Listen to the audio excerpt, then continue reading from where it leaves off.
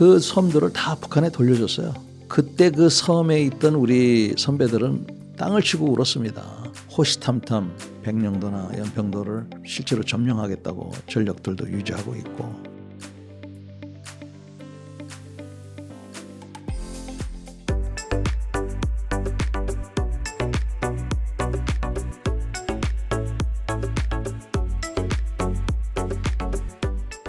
과거에는 우리가 그 미국 대통령 선거 또 우리나라 대통령 선거 때 북한이 도발을 함으로써 한반도의 긴장을 고조시키고 북한이 그들 스스로에게 관심을 끄는 그러한 그 전략을 쓸까봐 걱정을 했는데 북한이 그런 전략이 그들에게 도움이 별로 안 된다 하는 것을 배운 것 같습니다. 즉 만약에 그런 그 위기를 초래해 놓으면 결국은 남한이 됐든 미국이 됐든 그들하고는 불편한 보수층에게 도움이 되니까 원래는 북한이 그렇게 하면은 우리가 겁을 먹고 북한이 무서워 북한한테 잘해야 돼 그러니까 북한하고 각을 세우는 보수 정부는 찍어주면 안 돼 뭐 이런 생각을 할 줄 알았는데 오히려 우리나라도 그렇고 미국도 그렇고 북한한테 잘해줬더니 쟤네들이 저렇게 까불어 이제는 강하게 나가야 돼 이렇게 나온다는 걸 아니까 굳이 뭐 그렇게 하지 않는 것 같아요. 그래서 한반도의 그 긴장이 고조되거나 하는 것은 북한이 특히 선거철에 자기네들한테 큰 도움이 안 된다고 보기 때문에 제가 보기에는 굳이 뭐 이번 선거라고 해서 어떤 도발이나 이런 것을 특이하게 하지는 않을 것이다 이렇게 저는 봅니다. 지금 바이든 정부에서도 북한하고 계속 대화를 하겠다고 얘기를 했어요. 조건 없이 얘기도 하겠다고 했어요. 그런데 북한이 지금 얘기하는 거는 너희들하고 이제 더 이상 대화 안 해. 우리는 핵무기를 가졌고 핵무기를 완성할 거야. 오로지 대화를 하겠다고 하는 거는 두 가지 조건이 돼야 돼요. 첫째는 북한의 핵무기를 인정해라. 즉 비핵화를 더 이상 요구하지 마라. 두 번째는 경제 제재를 풀어라. 이거거든요. 트럼프 대통령이 됐든 바이든 대통령이 됐든 그 두 가지를 받아들여서 북한하고 대화하기가 쉽지 않습니다. 그래서 다음번에 트럼프 대통령이 설사 대통령이 돼서 김정은 위원장과 뭐 외교적인 대화를 시도한다 하더라도 쉽지 않을 거예요. 비핵화 문제하고 경제 제재 이거를 풀어주지 않는 한. 그래서 그 풀어주기가 그게 누구 한 사람 마음으로 되는 게 아니거든요. 아무리 미국 대통령이지만 상원하고 하원의 그 동의와 지지를 받아야 뭐 돈도 예산도 편성되고 하는 거기 때문에 그래서 제가 보기에는 대화는 뭐 할지 모르지만 대화하는 동안에 북한은 계속 미사일은 덜 쏠지 몰라요. 그렇지만 계속 무기를 이제 개발을 하겠죠. 그랬다가 수틀리면 또 뻥 쏘고 또 빵 쏘고 뭐 이렇게 해서 아주 제가 보기에는 이 문제를 해결하기가 쉽지가 않습니다. 그래서 제가 갖고 있는 한 가지 그 생각은 우리가 핵무장을 해야 된다. 우리가 핵무장을 해서 북한하고 두 개의 핵을 가진 국가로서 야 너희도 핵을 갖고 있고 우리도 핵을 갖고 있는데 얘기 좀 하자. 너희 몇 발 있어? 그러면 한 300발 있어도 한 500발 있다 그러겠죠. 그죠? 그럼 우리도 한 200발 있으면 한 500발 있다고 얘기해야죠. 그래서 야, 너무 많다. 줄이자 서로. 이런 식으로 해서 군축이라도 하고 하면 그리고 서로 핵무기를 가지고 있으면 전쟁하기가 쉽지가 않잖아요. 그래서 소위 말해서 비핵화를 위한 핵무장. 저는 그래서 우리나라도 여러 가지 이유에서 있지만 특히 비핵화를 위해서 핵무장을 해야 된다고 생각을 해요. 우리나라의 그 6.25 때처럼 선제 공격하는 거는 상상하기 어렵습니다. 근데 지금 하나 좀 걱정되는 거는 김정은 위원장의 말을 가만히 들어보면 뭘 자꾸 얘기하냐면 연평도하고 백령도 거기를 우리가 지금 불법적으로 점령을 하고 있고 그 NLL이 그 불법적인 선이다. 이렇게 지금 벌써 몇 번 얘기를 했어요. 백령도하고 연평도의 위치를 가만히 보시면 북한 쪽에 가까이 있는 건 사실이에요. 근데 6.25가 이제 그 휴전을 할 때쯤 북한을 포함한 한반도 주변에 있던 모든 섬은 우리 유엔군이 점령하고 있었어요. 북한도 해군이라는 게 없었고 중공군도 해군이라는 게 없었어요. 그래서 이 섬들을 통해서 우리가 유격군을 편성을 해서 북한 후방을 공격을 하고 사보타지도 하고 또 격추된 조종사들을 구출도 하고 이런 걸 했습니다. 제가 이걸 왜 잘하냐면 우리 특전사가 그런 유격군의 후예들이기 때문에 제가 잘 알고 있어요. 근데 이제 휴전을 하니까 그 섬들을 다 북한에 돌려줬어요. 그때 그 섬에 있던 우리 선배들은 땅을 치고 울었습니다. 왜냐하면 그분들이 대부분 그쪽의 고향 사람들이거든요. 그래서 그분들을 우리가 참 설득을 해서 이제 남쪽으로 데려왔다고. 그러니까 우리가 내준 거예요. 자의적으로. 그리고 남긴 게 이 백령도하고 연평도예요. 그래서 그때는 찍소리 못 하다가 한 70년대부터 이제 지네들이 해군이 좀 있으니까 얘기를 했는데, 지금 거기에 대해서 이제 우선 시비를 걸고 있고, 그 다음에 지금도 해안포를 갖고 있고, 그 대함 미사일, 땅에서 바다에다 쏘는 미사일들이 거기 있어요. 근데 그 미사일들을 지금 개선을 하고 있어요. 더 좋은 걸로. 그래서 지금 저도 비무장지대 DMZ에서 13개월 동안 제가 전투부대 대대장을 했는데 비무장지대보다 더 위험한 곳이 바로 그 NLL입니다. 연평해전이라는 영화도 보셨죠? 일촉즉발의 상황이에요. 그래 우리 해군들이 거기에 지금 근무하고 있는데 거기에 대해서 자꾸 김정은 위원장이 시비를 걸고 또 무기를 지금 새로 개발을 하고 있어서 그 바다술이라고 이제 걔네들이 이름을 지어놨는데 독수리라는 뜻입니다. 이 미사일을 장착을 해서 하기 시작하면 우리가 거기서 활동하기가 이게 쉽지가 않아요. 그리고 북한은 우리의 해병대하고 비슷한 그런 부대들이 있어요.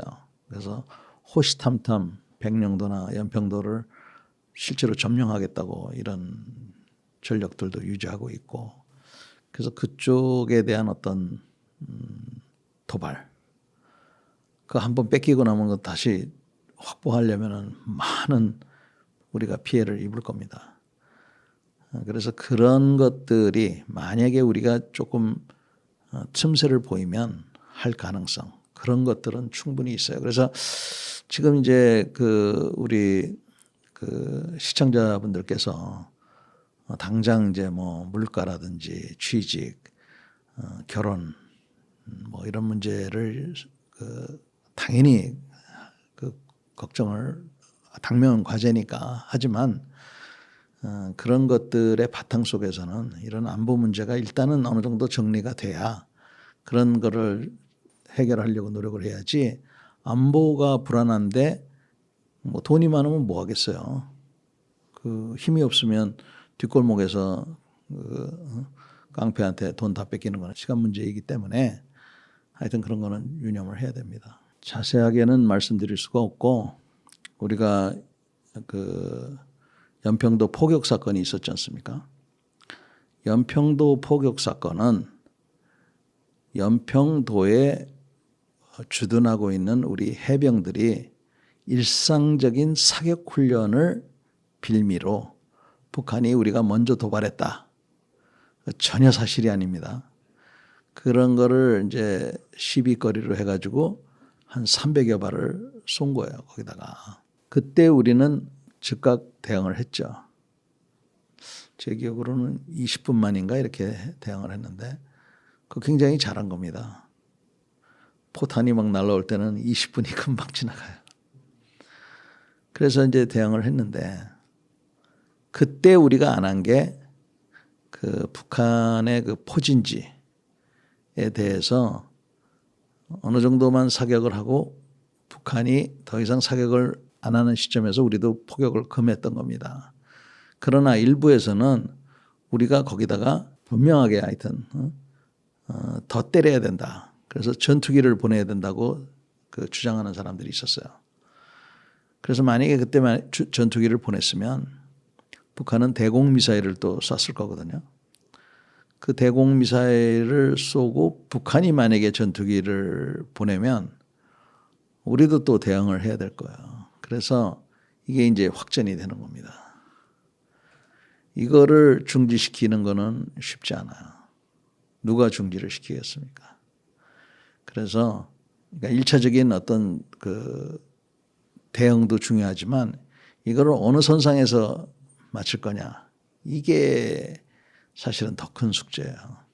그래서 연평도라든지 그런 섬들이 거기 주민들이 피해보는 것도 큰 문제인데 예를 들어서 우리의 뭐 다른 도시들이나 이런 데까지 그렇다 그러면은 상당히 골치 아픈데 우리하고 북한하고 틀린 거는 우리는 한 사람만 죽어도 이거는 생명이 소중하지만 북한은 뭐 한 500명이 죽어도 김정은 위원장이 눈 하나 까딱할까요? 5천 명이 죽어도 5만 명이 죽어도 90년대에는 100만 명 이상이 굶어 죽어도 아무렇지도 않게 지금 하지 않습니까? 그래서 이런 것들을 우리가 잘 봐야 돼요. 근데 북한도 제가 보면 그렇게 뭐 자신 있게 이렇게 하지는 못하는 것 같아요. 그런데 뭐 자신 있게 하고 뭐 이걸 떠나서 오판할까 봐 그래서 제일 큰 걱정입니다. 북한이 전투기 그다음에 최신 함정 이런 거는 우리하고는 게임이 안 됩니다. 연평해전에서도 보셨지만 북한은 손으로 돌려서 포를 쐈고 우리는 자동화 돼가지고 찍찍찍 해서 드륵드륵 쐈고요. 전투기는 뭐 말할 것도 없고. 그런데 그런 거 말고 총이라든지 또 사이버, 생화학 무기, 핵무기, 드론, 전자전, GPS 이런 거 다 전자전이거든요. 전자전, 제밍 능력 이런 것들. 이런 거는 북한이 전쟁만 생각하는 나라이기 때문에 기술이 상당히 우수해요. 그래서 우리가 지금 그 비교도 할 수 없이 우수한 거는 전투기 조종사, 그 해군 함정에 있는 우리 해군들 이런 거는 압도적인데 그 외의 분야는 우리가 북한보다 우세하다라고 말하기가 쉽지 않습니다. 그래서 의외로 이거 지금 심각해요. 우선 제가 보기에는 우리가 갖고 있는 여러 가지 문제가 건강해지기 위한 그런 문제들이라고 생각합니다. 예를 들면 요새 군대 밥이 좋아졌다는 얘기 들으셨습니까? 엄청 좋아졌습니다. 지난주에 미국 학생들이 ROTC 학생들이 우리나라 군 부대를 방문해서 그 병식 체험을 했는데 LA 갈비가 나오고 그 다음에 그 수박이 디저트로도 나오고 그 다음에 그 음식이 너무 좋아서 깜짝 놀랐고 그 다음에 그들이 그 병식을 할 때 옛날 같으면 우리 그냥 숟가락 하나 더 놨잖아요. 이제는 그렇게 안 돼요. 이제는 정확하게 인원 보고를 해서 그 한 끼 식사에 대해서 개인이 지불하든 뭐 공금으로 하든 정확하게 계산을 합니다. 이와 같은 것은 거의 스캔들에 가까운 그런 급식에 대한 문제가 사회로 나왔기 때문에 이제는 밥 먹는 거는 거의 해결이 됐다고 봅니다. 이제 훈련 나갔을 때 과연 어떻게 되는지 또 유사시에 어떻게 될지 이런 것들만 이제 남아 있는 것 같아요. 제가 보니까. 그렇듯이 우리는 그런 자정 능력이 있어서 강한 군대로 가기 위한 지금 하나의 그 열병 비슷하다고 저는 생각을 해요. 지금 갖고 일어나는 현상들이. 그러나 이런 현상들이 해결될 때까지는 시간이 좀 걸리는 것이죠. 그리고 그보다 더 중요한 거는 이 책임지고 있는 사람들이 정신을 좀 차려야 될 것 같습니다. 윗사람도 윗사람이지만 그 중간에 있는 사람들. 이번에도 봤지만 대위라 하더라도 상당히 큰 영향을 미칠 수 있지 않습니까? 그래서 그러한 그 자정 노력과 더불어서 각 그 간부들의 새로운 어떤 각오와 좀 쇄신하려는 그런 의지가 필요할 것 같아요.